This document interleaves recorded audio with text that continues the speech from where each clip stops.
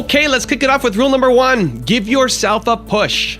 You're never, ever, ever, ever going to feel like doing the things you need to do in order to have what you want. You're always going to need to push yourself. You're always going to need to parent yourself. So what is the net advice on this? What is the bottom line? The bottom line is no one's coming. No one. No one's coming to push you. No one's coming to tell you to turn the TV off. No one's coming to tell you to get out the door and exercise. Nobody's coming to tell you to apply for that job that you've always dreamt about. Nobody's coming to write the business plan for you. It's up to you.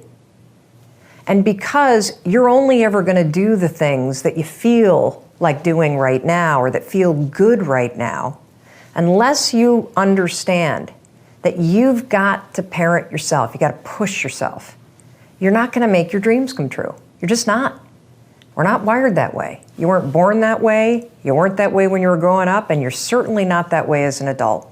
And there's a tremendous amount of liberation that comes when you accept the fact that you're always going to need to give yourself a push. Rule number 2, hone your skills. Well, I want to talk to those of you that are working toward your dreams. Whatever it is that you're doing right now, it's leading to the thing that you dream of doing.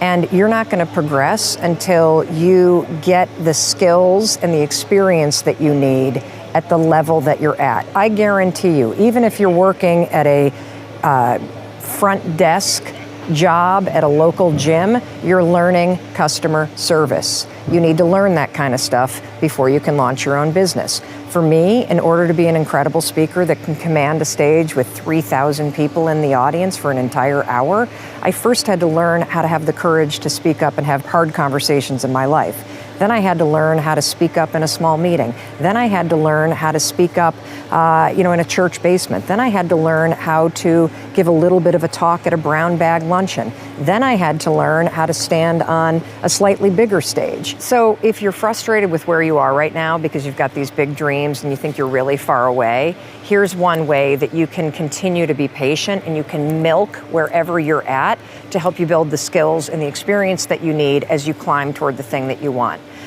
Ask yourself, what is it that I am learning? What's the skill that I'm honing by sitting here at this front desk job or driving this Uber or Lyft vehicle? What am I learning that I'm going to take with me on my journey to do that next big thing? Because I guarantee you there's something in the minutia of what you're doing right now that you are developing an expertise and a skill around that you're going to need as you launch yourself towards the next thing. Rule number 3, win the morning. So here's what you're going to do. It's actually simple, but it's not going to be easy because you're going to create all kinds of excuses and drama for yourself, okay? You're going to set your alarm for 7. And when the alarm goes off, that's what happened. That gap is going to open up and you're going to feel all the roll in. I don't feel like it. I'm over. I don't want to. I don't feel like writing a song anyway. That's when you have to take control. You have to take control. You have to get up every morning. It begins by getting up, because if you let anxiety, excuses, self-doubt, all the win in that first decision, the rest of the day is hijacked. So win the first decision. Then exercise. I don't care about the eating as much. I know it's important not to put garbage in, but I would rather see you first master getting up on time. Do that for a week. Then let's add in exercise every day. 10 minutes. Don't start with like 2 hours, because then you're going to find an excuse not to do it. Get up at 7, exercise for 10 minutes. Then the third week, you're going to add in like, I'm actually going to eat clean this week, or whatever the diet is that you want to eat, right? You're just going to add in things as you master the little things, but you got to get up on time. It starts right there. Rule number 4, become a great problem solver. We all face problems in our lives. It's just part of being a human being. But have you ever considered that there are really only 2 kinds of problems that you're ever going to face? There are temporary problems, and then there are permanent problems that are more like conditions that you have to learn with. Now, a temporary problem is something that you have tremendous power to change. And permanent problems, though, are something that require a different skill, and that is the ability to just accept things as they are and let the complaining go. Now, one of the skills in life that is really going to help you become a great problem solver, and it's also going to give you more control over your life, is knowing what kind of problem you're actually dealing with. Because we all complain about our problems, but to actually solve a problem, you got to understand what kind of problem you're dealing with. The truth is, you can't change a permanent problem. So no matter how much you complain about it, how much you try to change it, how much energy you put into it, nothing's changing. It's a waste of your time and your energy to focus on those. Now, when you try to change a permanent problem, you know you are stuck because you feel like you're just spinning in circles. Temporary problems are what you want to focus your energy on. These are the decisions and the life choices that you keep making that might feel good in the moment, but they actually make you miserable. Now, here's the thing about temporary problems. They're not permanent. You may hate your body, but you can change it. You may hate and be unhappy in the relationship that you're in, but you can change it. You might complain a lot about how your boss treats you or how you feel passed over at work, but you can change how you interact with your boss, and you can change how you show up at work, and you can even change your job. That's the difference between a temporary and a permanent problem. Temporary problems you can change. Now, here's a simple exercise that I want you to do. I want you to make a list of all the things that you complain about. Maybe you complain about your commute, where you live, the person you're with, your health, your boss, the amount of money you have. Now I want you to look at every single complaint you have and ask yourself, what can I do to change this problem? What can I do to fix my relationship with your boss? Because you can't change your boss's personality, but you can definitely change how you interact with her. And when you change yourself and your own behaviors and how you think, you're going to change everything. Rule number 5, act. I've always been very scared and lack of confidence, and thought that I was never good enough, like some of my partners. Hold on. We've all bought into a lie. We've bought into a lie that confidence is belief in self. And so when you're in a situation which is normal, where you don't believe in yourself, you're like, oh my God, I have no confidence. The truth is, and I want you to walk out of here with a new definition of confidence. Confidence is the willingness to try. Because when you try and you take action, what happens, and what's happened for France, is that when she sees herself taking action, what happens is she sees herself being the kind of person that takes action. So she has evidence that she can rely on herself. And that action is what builds confidence. It doesn't start with belief. The real way for most of us is not to wait to believe, but to push ourselves to act. And through the action, you will build the belief. Rule number 6, use a brain dump. So let's pretend that this right here, this empty mason jar, is your brain. In order to do your best thinking, you need to make sure that you've got the full capacity of your brain leveraged and pointed at the things that are important to you. Here's the problem. When you go through life, what happens is, your brain starts to fill up with information, and that's what creates a state of feeling overwhelmed. Being overwhelmed is nothing more than having a full brain. So as you go through your day-to-day life and you start checking email and looking at texts and looking at Facebook and sitting in meetings and flipping through television channels and sending emails and writing Excel spreadsheets and running and picking up the kids at work and getting another text and looking at Instagram and looking at Twitter and checking out the news, your brain gets pretty full, doesn't it? And so when you feel overwhelmed, what I know about you is that your brain is full of a bunch of garbage. And so, I didn't think about the drain draining. I hope that's not bothering you, but it's certainly going to bother me. What you need to do in order to fight overwhelm is you've got to actually do a brain dump. You got to get rid of all that stuff so that you've got an empty brain so you can focus again. So how do you do that? It's easy to do with a cup of water because you just pour it out. This is what you're going to do. You are literally going to dump out everything that's in your head onto this piece of paper. Every concern, every worry, every to-do, everything that's bothering you, that you're thinking about, you're going to write down.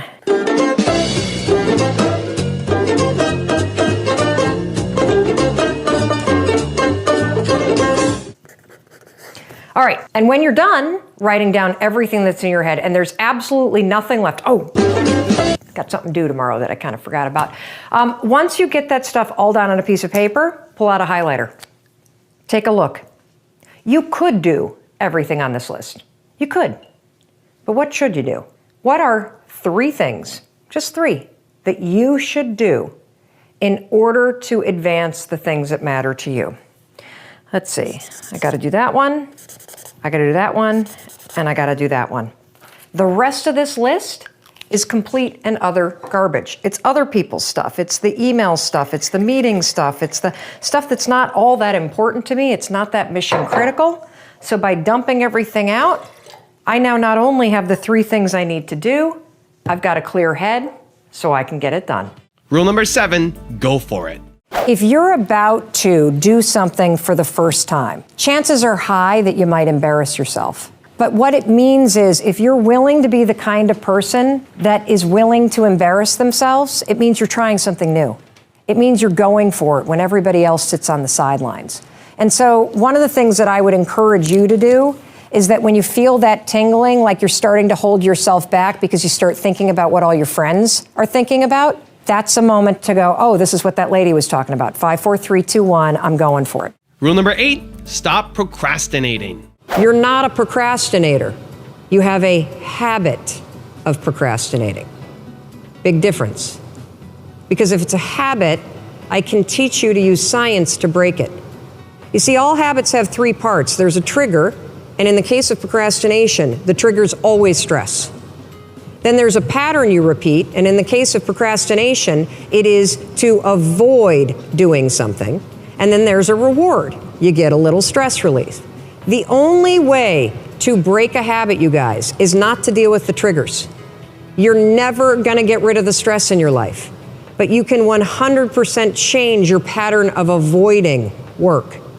So next time that you're in a situation where you feel yourself hesitate, you spent way too much time checking out the highlights from last night's scores, what you're gonna do is you're gonna go, oh, I must be stressed out about something. Acknowledge the stress. Then go 5, 4, 3, 2, 1. I want you to count to yourself because I want you to interrupt the habit that's stored here, and I want you to awaken your prefrontal cortex. Then I want you to just work, just for 5 minutes. The reason why I want you to only work for 5 minutes is because your problem isn't working. It's the habit of avoiding. I just need you to start. And here's the other cool thing. We know based on research that if we can get you to start, 80% of you are going to keep going. Rule number 9, make the best decisions. If your friend is facing a problem, when you have to make decisions on behalf of your friend, you tend to think from multiple perspectives, you think about multiple outcomes, and ultimately you make a much better decision. What they found in research, though, is if they put you in the exact same situation, facing the exact same thing that your friend is, you're not able to be so objective because you're emotional, and you don't make that great a decision.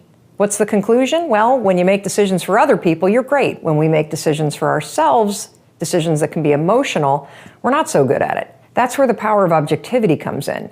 It's the ability to make a decision from a third party's perspective. Let me explain. So if you're facing a really important decision and you can feel yourself getting emotional, maybe you're thinking about asking for a raise or changing your career or changing your major or ending a relationship or starting a relationship, whatever it may be. If it's something that is emotional for you, you're going to have a hard time thinking about all the options, and you're going to be really attached emotionally because maybe you're concerned about the people who may be impacted by your decision. Maybe you're managing that somebody's going to be disappointed or hurt by what you need to do for you. This is when the power of objectivity is really important. Pick somebody that you really admire. I mean, it could be somebody like a Bill Gates or a Richard Branson or an Oprah Winfrey, or maybe you have a mentor. And stop yourself and ask, what would Oprah do in this situation? What would Richard Branson do in this situation? What would your mentor do in this situation?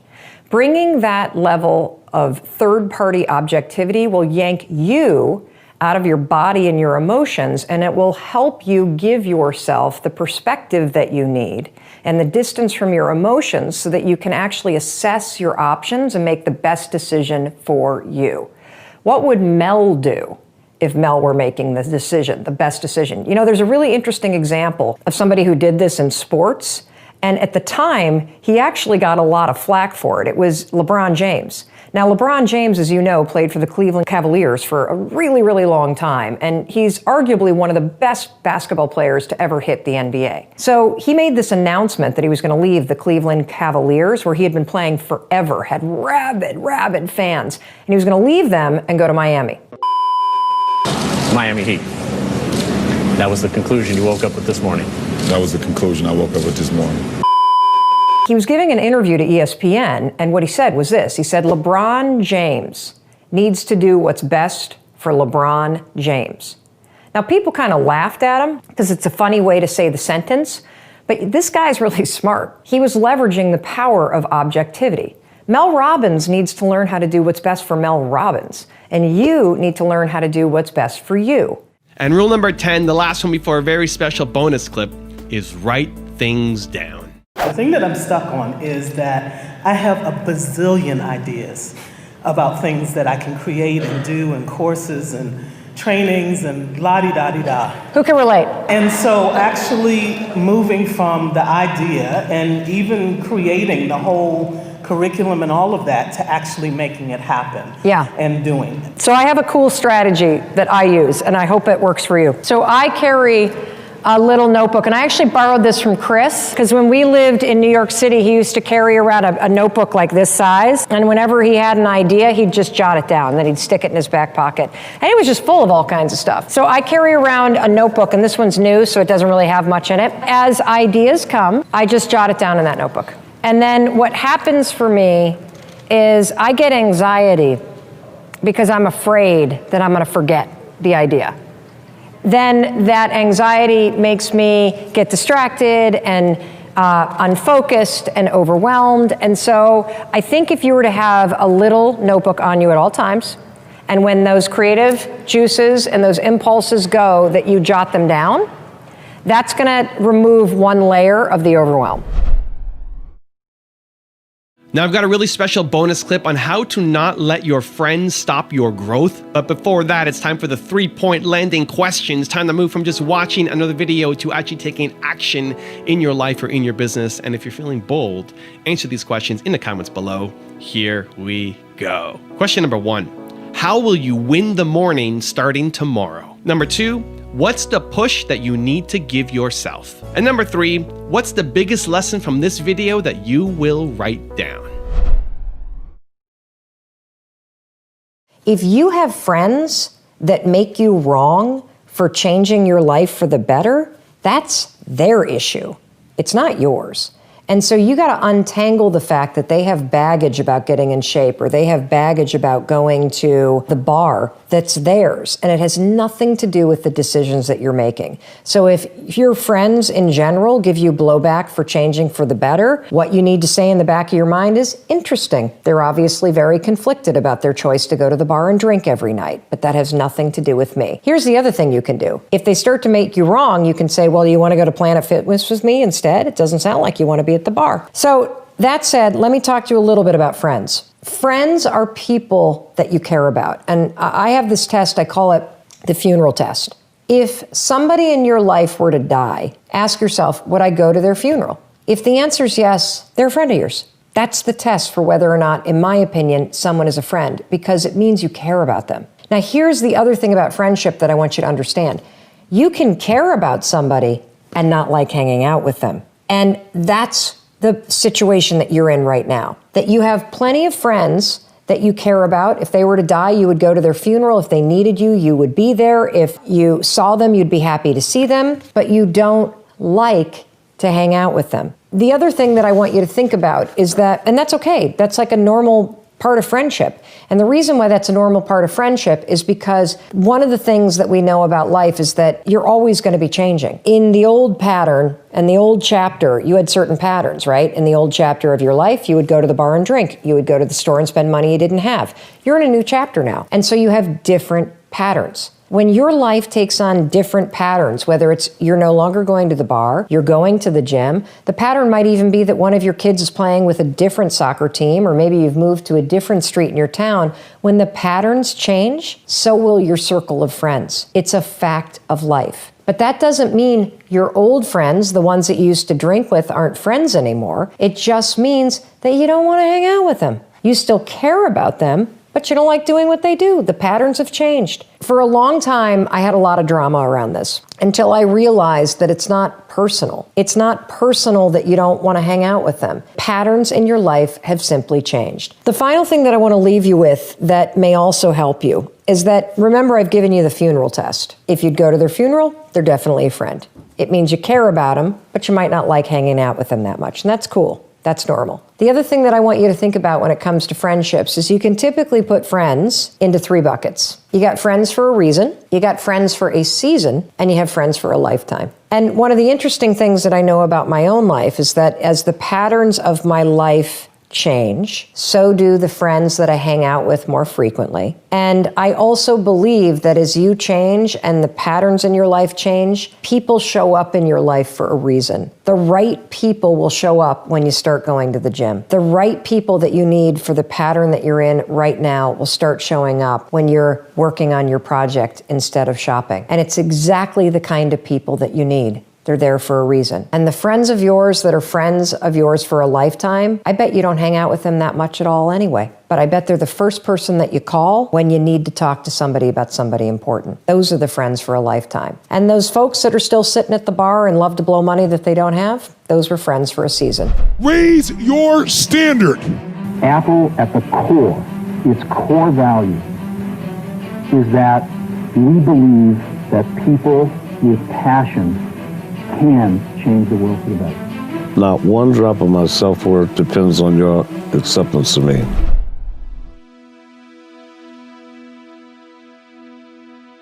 If you like this video and want more Mel, check out the top 50 rules video we did on her. The link is right there next to me. I think you'll enjoy it. Continue to believe, and I'll see you there. Our minds are designed to stop you at all costs from doing anything that might hurt you.